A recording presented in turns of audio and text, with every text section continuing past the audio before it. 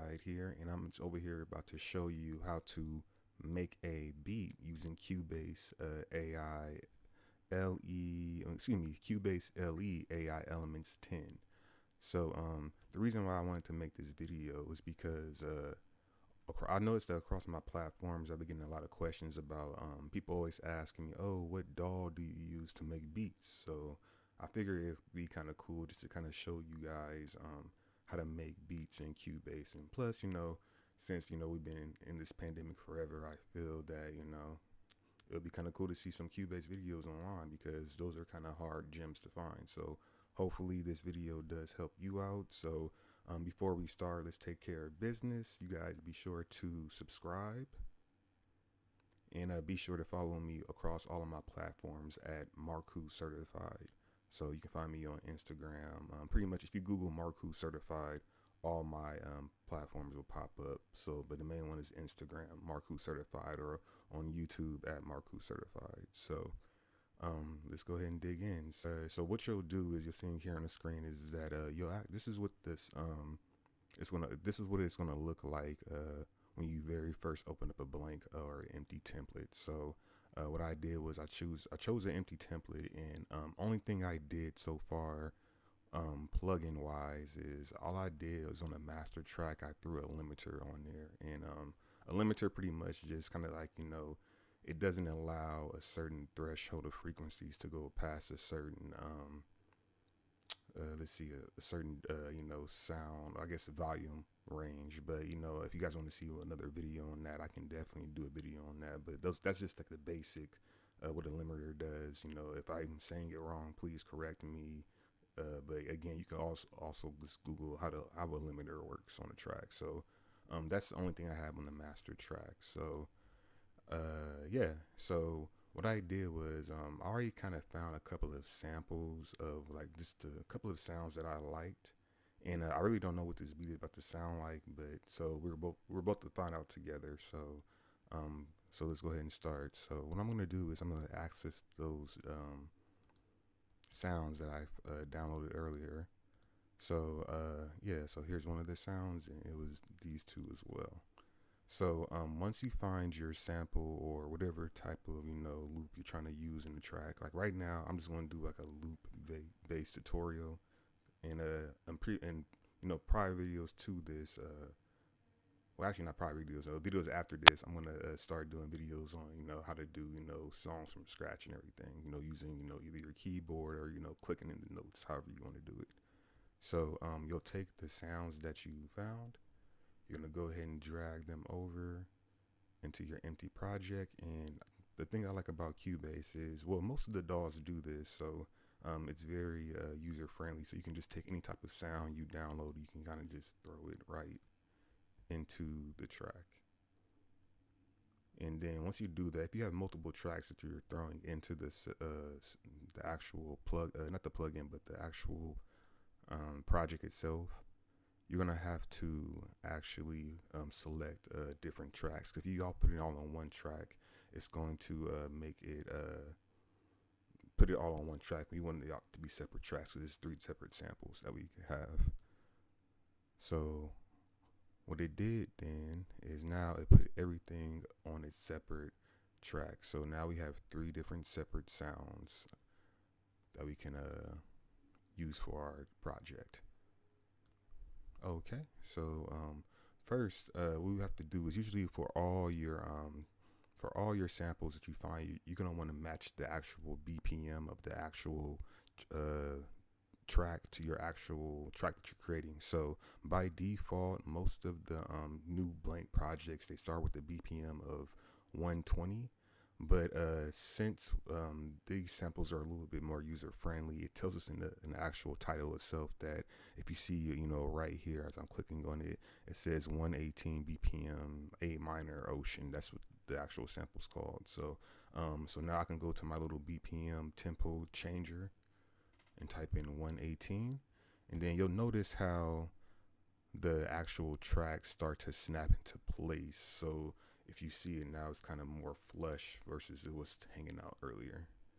So first, let's go ahead and take a listen to see what this sounds like. And here we go.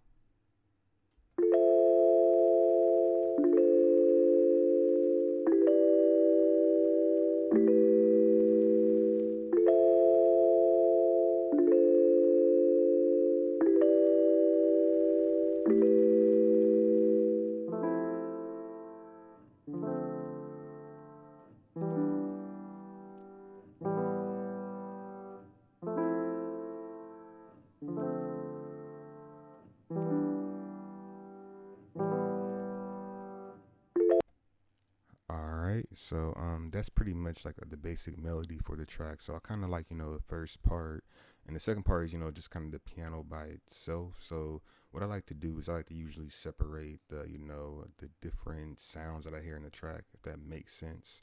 But what I did was I selected my little scissors icon, which is a split icon, and then I'm just gonna split that in half because if I play the track right here, this is when you hear the change. So kind of hear how it changed from like that bigger, bolder sound to just that softer piano. I kind of just made a cut in between just to kind of separate that out because I kind of want to just use that first half of the beat. So now I'm about to adjust my let's see, what's this called, my pretty much my range, my cycle range for for bars. I'm telling you just to replay the first 8 bars.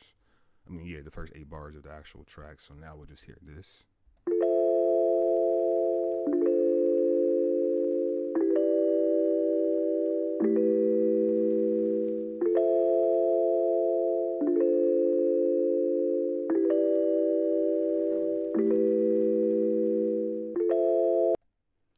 All right, so now you just hear just that basic, not the basic part, but that more bolder, fuller part. So usually, like when I find like like my melodies, I kind of like to color code things, and within Cubase, it does allow you to colorize the tracks to make things easy if you're a visual person. So you can do it multiple ways. The easiest way I do it is in my inspector here. If you don't have your inspector open, you can just click on this little icon right here, and the mouse should be doing a little circle thing when I tap on it. If that's annoying, let me know in the comments down below, and I can definitely turn that off. But when you click on this little icon, it brings up the inspector. And then within the inspector itself, you can either change the track name to wherever you want it to be, or you can actually click on it again. You can actually click on this little arrow icon, and then it'll give you a color.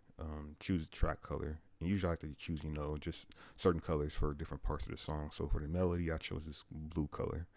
So now we have all that set up. So now I kind of like to do a little cleaning of the actual sample itself, just to kind of make sure it sounds a little bit crispier. And then sometimes I like to go in there and make cuts and kind of make it a little different than the actual original sample itself. Because the sample sounds cool by itself, but we could always sauce it up a little bit, or just see what happens with things, by adding different types of cuts or plugins on it. So let's see what it sounds like. So I'm about to just play the beat right now, kind of make some tweaks, and I'll kind of try to talk to what I'm doing.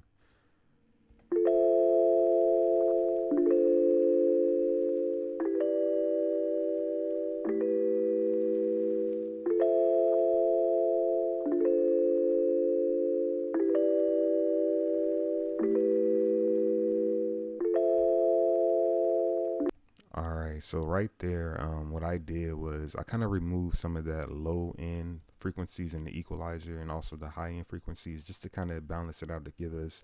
It kind of keeps that record crackle, vinyl crackle that everybody likes to makes the track a warmer sound in there, but it kind of cuts off some unnecessary stuff and kind of shapes the sound out to my liking per se. So from there, I'm gonna keep on playing it, and then I'm gonna add some other things to kind of make it sound louder and more fuller.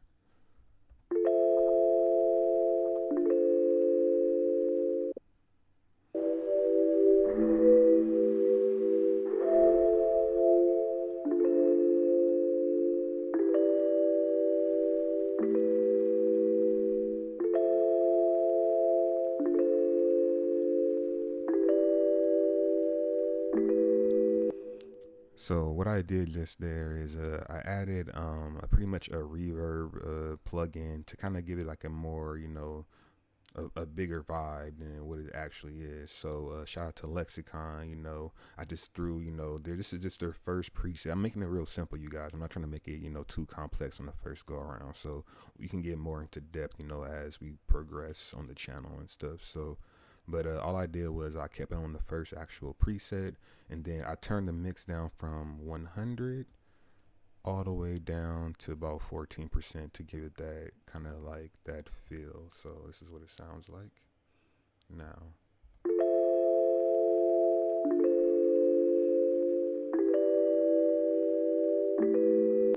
So that's what it sounds like now. And then lastly, what I kind of like to do is I like to put a compressor on there for some reason. If I'm doing this the correct way, an incorrect way, you guys, like I said, everybody makes their music differently, so let me know.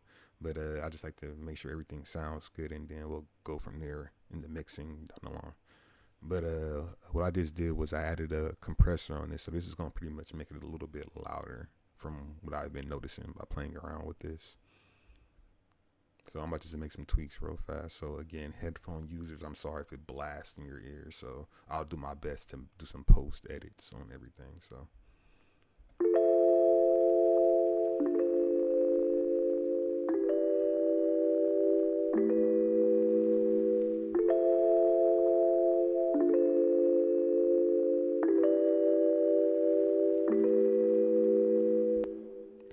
now you notice that it kind of made it sound a little bit more fuller. So now that I'm done making my little my edits per for the actual track itself, I have to go in there and make some further cuts and chop it up a little bit, make it sound kind of cooler. So just bear with me as I make some chops, and you guys will hear what I'm doing. So here we go.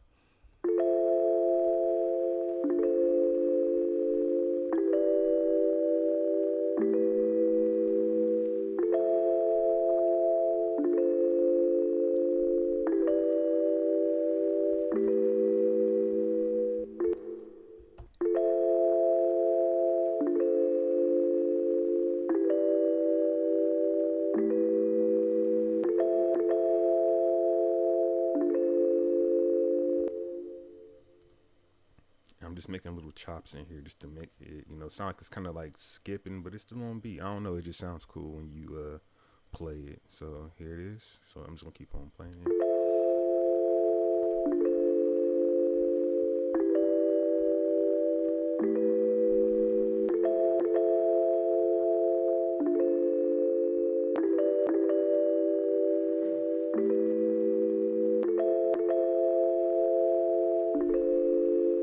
So see how it's kind of like doing those little skips in it every now and then. So yeah, I just made a couple of chops in there to make it sound kind of cooler. So I'm gonna let it play, and then we're gonna start throwing in some drums in there. So some drums and percussion. So I kind of found these two little quick samples, and we'll definitely build upon that. So this is what it's gonna sound like without the percussions, but I'm gonna slowly add it in, so you'll start to hear it.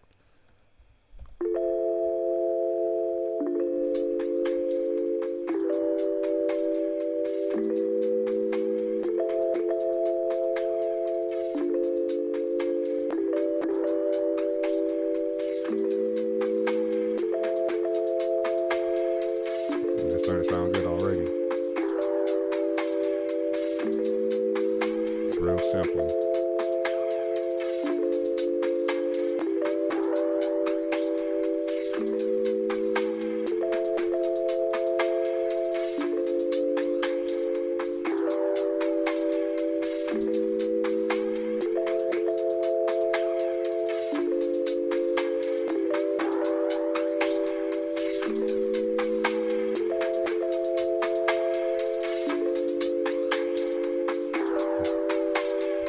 All right, that's starting to sound good. So yeah, so now we're just start building upon on the drums, and we'll go from there. But